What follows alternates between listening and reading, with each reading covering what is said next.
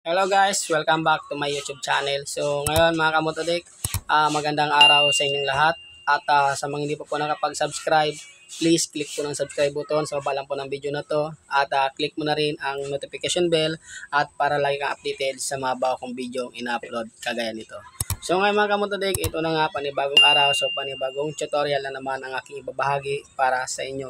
Ito konting kaalaman lang to pero chinatsak ko sa inyo na makakatulong to sa inyo lalong-lalo na sa mga nag-aaral pa lang sa pag-mekaniko. So ngayon mga kamotodik, ang isi-share ko sa inyo ay tungkol pa rin naman ito sa wiring. So ngayon meron dito nga relay sa akin ito, 5 pin na relay. So pwede rin naman yung 4 pin.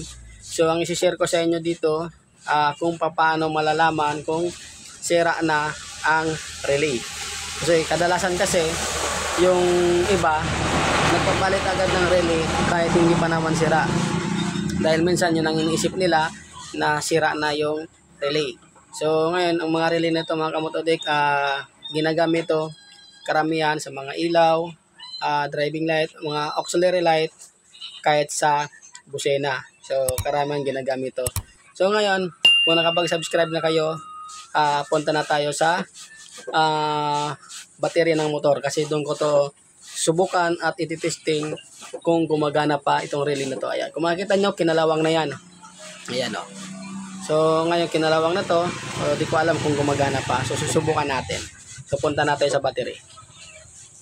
So ito nga mga kamotodik, kung makikita nyo yung relay ay meron siyang mga number, no? So yung sa baba niya meron siyang number 30 at meron siyang number 85, number 86 at number 87. So yung sa gitna niya, so hindi na natin gagamitin yan, yung isang terminal sa gitna. Ang gagamitin lang natin dito yung apat na terminal, yung sa taas at dalawang sa gilid at isa yung sa baba. Yung number 30 mga kamotodik, yan ay yung common. At ito na number 86 naman, kung gagamitin nyo to sa mga ilaw nyo, kadalasan ito yung trigger. At ito yung number 85, ito yung ground. At ito number 87 naman, ito yung output. So dyan lumalabas yung kuryente or yung power niya kung mayroon pa siyang kung gumagana pa yung relay. So ngayon kung wala kayong relay socket, pwede nyo na naman itong dugtungan ng mga wire. Ayan, lagyan nyo ng apat na wire para lang magamit nyo yung relay. So ngayon ang gagawin kasi natin ay i-check ko lang kung sira na ba tong relay na to or okay pa siya or ayos pa. So ito may valve socket ako ipapakita sa inyo. Ayan. So ginawa ko dito mga kamotodik, ayun, kung mapapansin nyo, dinugtungan ko ng mga wire yan. Ayan.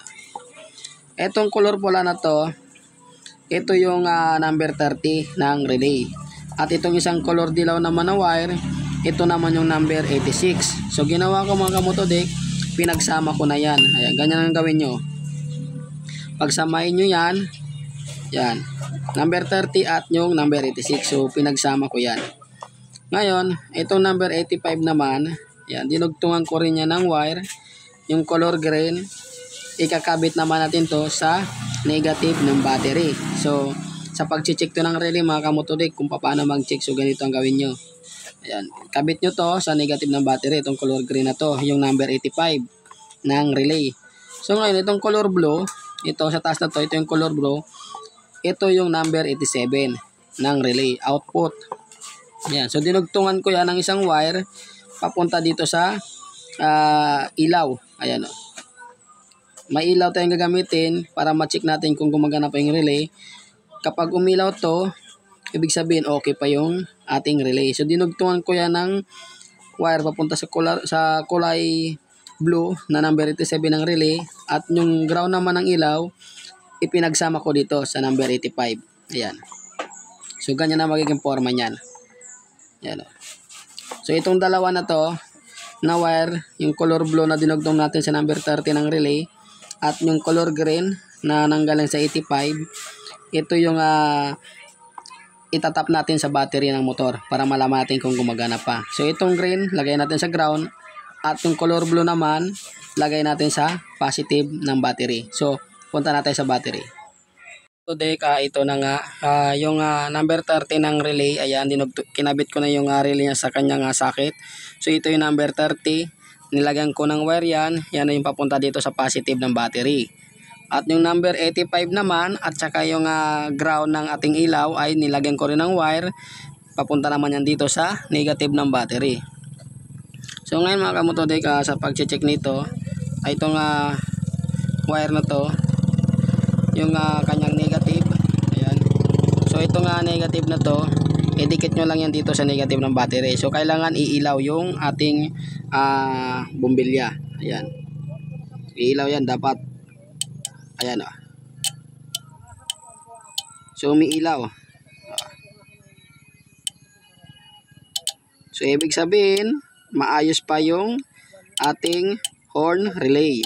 Ayan. So ginagamit po yung relay na yan, hindi lang po sa busina, kahit po sa mga driving light o kahit sa anong klaseng auxiliary light. Ayan. At yung relay niya, tumutunog din yan. Ayan, may ilaw din yan sa relay. Pero meron kasing ibang relay mga kamotodek, kahit umiilaw siya, kahit tumutunog yung relay, kahit pumipitik, meron ibang relay na walang output. So ibig sabihin, sira na. Walang lumalabas na kuryente. Tumatanggap lang siya ng papasok, pero wala siyang inilalabas na kuryente. So ito, ibig sabihin, okay pa to. Ayan. So ayan, sana may natutunan kayo mga kamotodek dito sa aking video, o kaya dito sa akin konting kaalaman na pinag-share sa inyo tungkol sa pag-check ng relay.